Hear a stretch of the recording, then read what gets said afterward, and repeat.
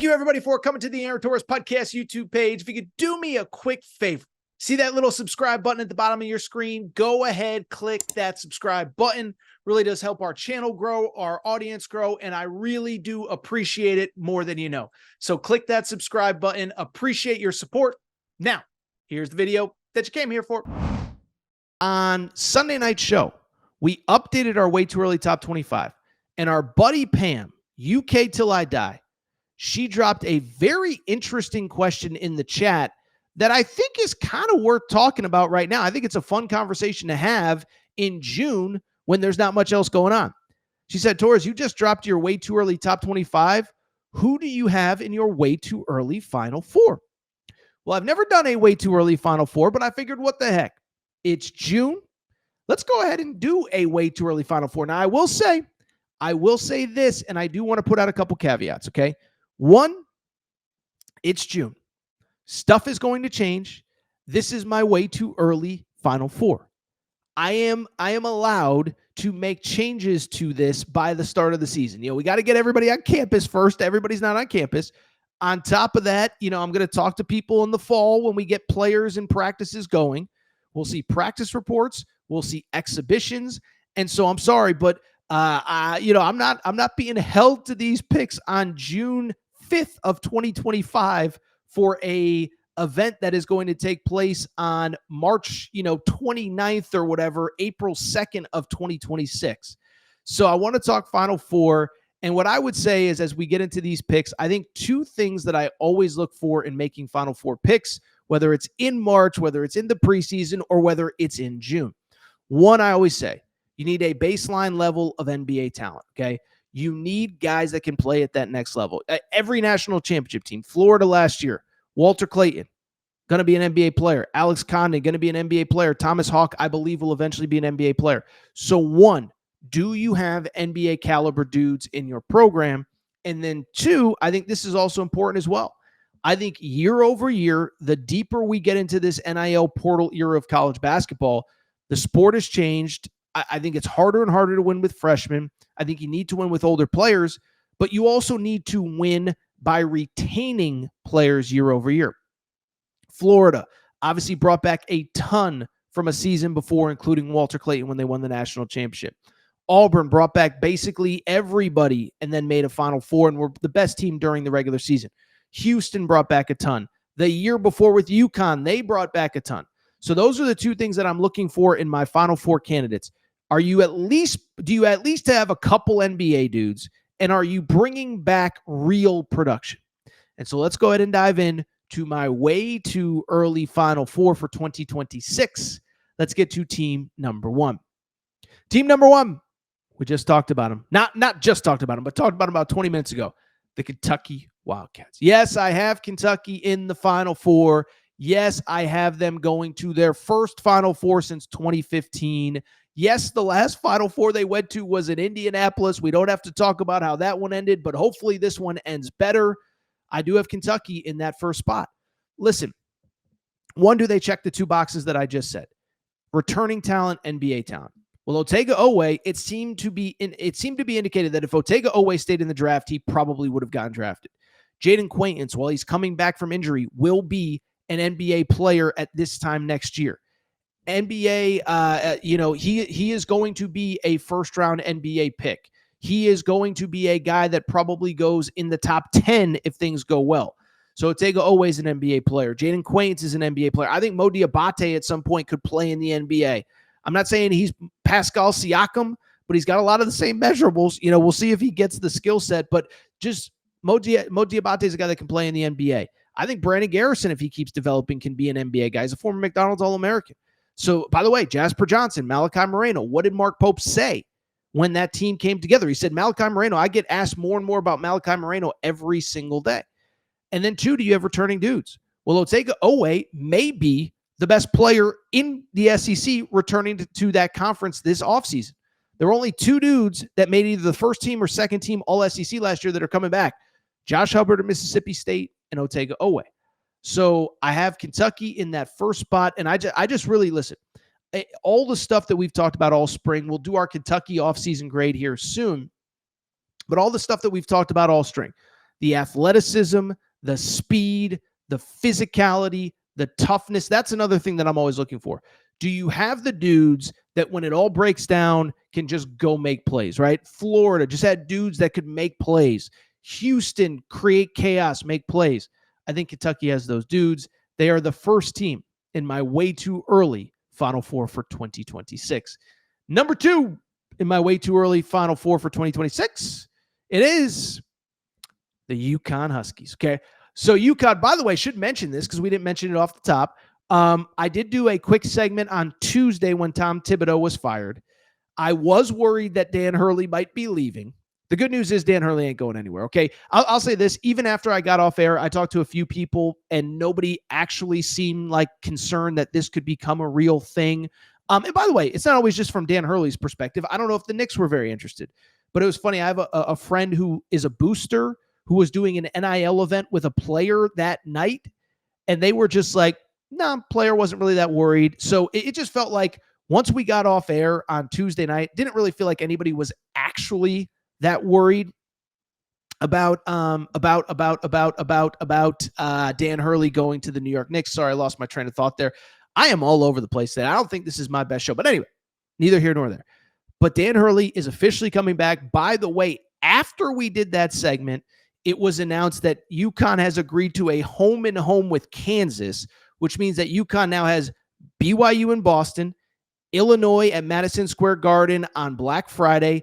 They have Florida at Madison Square Garden for the Jimmy V Classic, a road game at Kansas, home game at Arizona, home game at Illinois, okay? Or a home game against Texas. That is a monster slate. That is 6 games against teams that I have in my way too early top 25. And so Dan Hurley is clearly on a warpath, and I think he has a team to really kind of avenge a lot of the things that happened last year. First of all, a couple key returnees that, kind of the best of both worlds. Key returnees that could also be NBA players. Alex Karaban, I think now that the pressure's kind of off him to be the primary playmaker, I think we're going to see the best version of Alex Karaban. Who else? Solo Ball, 14 points per game. I think he could be, was one of the most improved players in college basketball all last year, second team all Big East. He might be, I don't think it's crazy to say he's Big East player of the year this year. I don't know that I'd pick it. I'd probably pick Zubac for right now, whatever. But solely bring it up to say Solo Ball is back. Jalen Stewart's back. Torres Reed, who was one of the best big men in the Big East late in the season, is back. And then I don't think you can undersell the additions. Silas Demery, point guard that they were desperately missing last year. Malachi Smith kind of fills that old school Hassan Diarra role from 2 years ago. First guard off the bench, really good. Braylon Mullins, Dan Hurley has said that he believes he'll be a one and done. So I think this team is not only really talented, I think they have a real chip on their shoulder with how last season ended. Dan Hurley even said, this is the first offseason I've had in a while to really sit back, reflect, see what worked, see what didn't. The last 2 off seasons, he's been throwing out first pitches, ringing the stock market bell. And it's like, I think he's really had a few months to be like, oh, the way last season ended, we're not going to let that happen again. I have UConn in my Final Four alongside Kentucky. Number 3 in my way too early Final Four. First ever appearance in the Final Four. That's right. Torres is Cougar crazy. I actually have BYU. And I know what everyone's going to say, oh, Torres, you're overrating him. You said freshmen don't win. AJ DeBonsa's a freshman. I'm here to tell you, AJ DeBonsa's really, really, really, really, really, really good. But that team is about so much more than just AJ DeBonsa, okay? And I don't even want to undersell what AJ DeBonsa does. But everyone else on that team is awesome, okay? Richie Saunders was first team All Big 12. I think he will appear on first team All-American list next year. He is back. On top of it, Rob Wright was not only one of the best players in the portal, but I think the perfect complementary guard to those 2 players. Averaged 11 points and 5 assists as a freshman in the Big 12 last year at Baylor, okay? If you can do that on that bad Baylor team, you can have success with AJ DeBonsa and Richie Saunders. And I think the cool thing about Rob Wright, he is a guy that played at Montverde with other good players, with Cooper Flagg, with Liam McNeely. So he's used to playing with other good players. Kay Bakeda, we all love. But here's the other thing, and I keep saying it. go watch the video highlights that BYU is putting out. They got about 4 or 5 guys that are between like 6'6" and 6'10" that are just high-flying, crazy athletes, okay? By the way, make sure you are following our Torres on BYU page if you're a BYU fan, Torres on BYU. But go watch those video clips. Dominique Diamande was a player in France that people believe has NBA upside. Came to the U.S., redshirted last year at Washington. Now he's at BYU. If it clicks, he's an NBA player. I don't know if it will. I'm not going to sit here and promise that it does. But if he clicks, he'll be an NBA player. The Mbop kid, I'm so sorry that I don't know his name. Came from the NBA Africa Academy. I have one of the NBA academies. I was watching him work out when I was on campus last year for the Kansas game. Kid is a crazy athlete, crazy athletic, big, strong, whatever. Xavier Staten. Producer Matt and I met Xavier Staten when we were on campus. 6'10".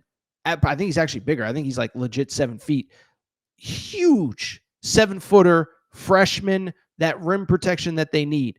Kennard Davis, the transfer from Southern Illinois. So basically, they have built, I don't want to say a perfect team because no team is perfect, but you take the 2 pillars of Richie Saunders and AJ DeBonsa.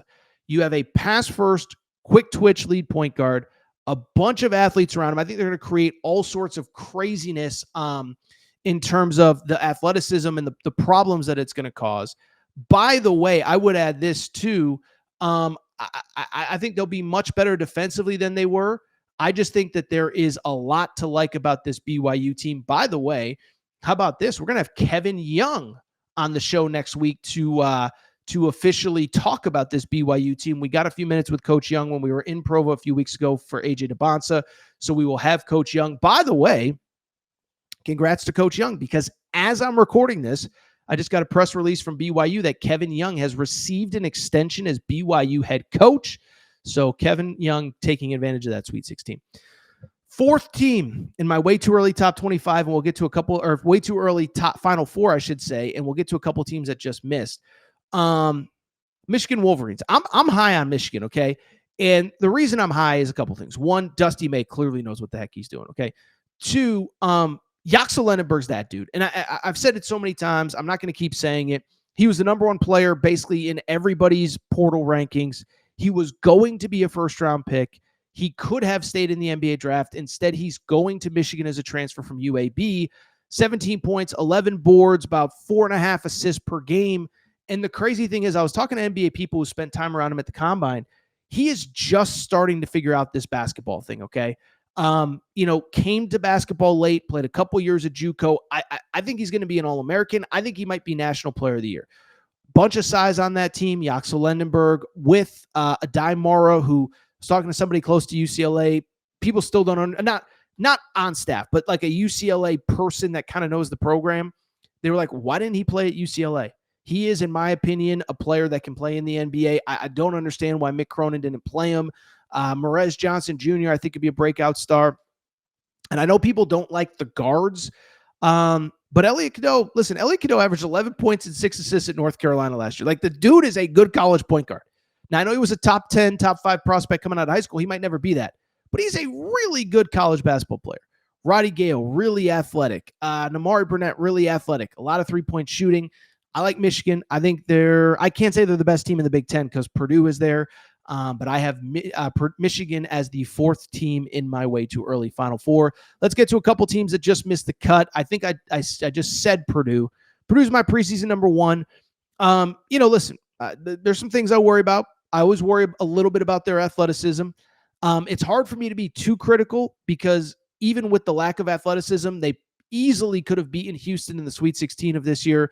So we'll see with Purdue. They're my preseason number 1 team. I still think, how does Oscar Clough, the transfer center transition, Fletcher Lawyer can, just can guys take bigger steps? Are they legitimately the number 1 team, or are they like one of 10 teams that are in the conversation? So I have Purdue at number 1. After them, Florida, is another one. Florida, I think, just missed the cut. I wanted to take them, and I think that as the season goes on, I think they're a team that might not be great on opening night, where they actually play a marquee game opening night against Arizona. They might not be great opening night. Boogie Flan with the adjustment. How good is Xavier Lee? The wing spots are kind of weird, but I think they get better. I think Florida's going to be in the mix to go to another Final Four. Louisville, another team that I think has a chance to potentially make a run to a Final Four. Plenty of shooting, Ryan Conwell, plenty of shooting, Isaac McNeely, plenty of shooting, Adrian Woolley. I love Mikal Brown Jr. The big man from Germany just came over and already started talking smack to Kentucky fans, so I love that. So I have Louisville in the mix. Other teams on top of that, St. John's obviously is another one. I think biggest concern with St. John's is, is Ian Jackson a point guard? And I think that's going to take time, but I think he'll be better over the course of the season. Houston is obviously a team that I think could be in the mix for a Final Four back-to-back. They're going to need some freshmen to step up. They don't have a ton of depth behind the freshman class, and obviously freshmen don't generally play a ton under Kelvin Sampson. And I think Arkansas is right there as well. I know anytime you say something nice about John Calipari, oh my goodness, you love John. I'm just telling you. I think they're going to be really good. I think the veterans are good. I think the big guys that they brought in are key. So Arkansas, I think, is in the mix as well. But my way too early Final Four, Kentucky, UConn, BYU, and Michigan.